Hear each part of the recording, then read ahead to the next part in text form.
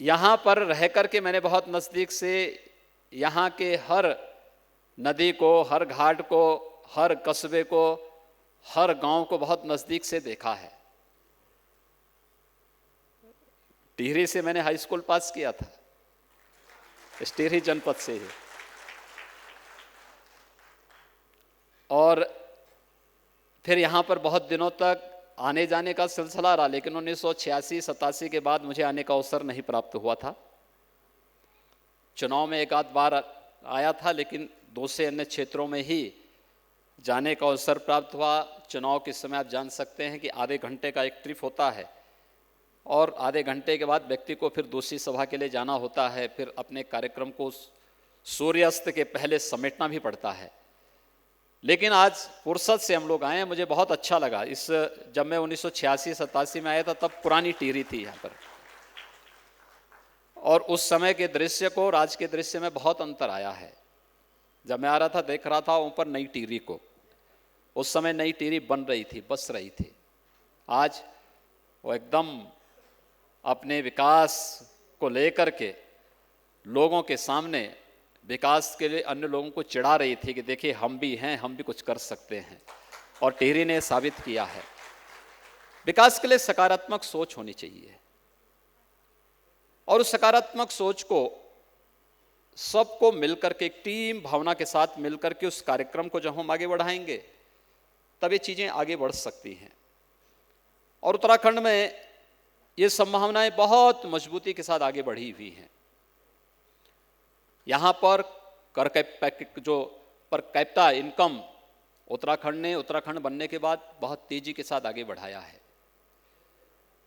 लगभग हर परिवार से एक व्यक्ति सेना, अर्धसेना या पुलिस के रूप में देश के लिए या बाह्य सुरक्षा के लिए या आंतरिक सुरक्षा के लिए अपना योगदान दे रहा है।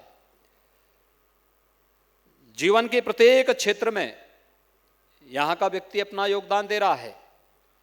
लेकिन उस सब के बावजूद उन संभावनाओं को आगे बढ़ाने की दिशा में हाइड्रो पावर, बड़े बड़े प्रोजेक्ट बनाने में समस्या हो तो छोटे प्रोजेक्ट बना करके हम हाइड्रो पावर की उन असीम संभावनाओं को फिर से दोहित कर सकते हैं, जो यहाँ के विकास के दिशा से बहुत अच्छे हो सकते हैं। यहाँ पर सोलर पावर के साथ साथ विंड एनर्जी की भी अपार संभावनाएं हैं।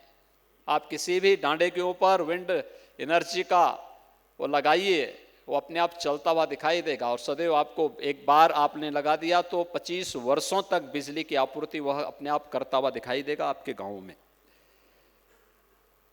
यहाँ पर बागवानी के लिए बहुत असंभावनाएं हैं, और जो यहाँ पर नई संभावनाओं को यहाँ की सरकार ने बढ़ाया है, अलग अलग क्लस्टर बना करके हर्बल के क्षेत्र में भी एक नई क्रांति लाने की दिशा में जो प्रयास है वो अभिनंदनीय है। एक सुखद अनुभूति उत्तराखंड की दिशा से कराता है।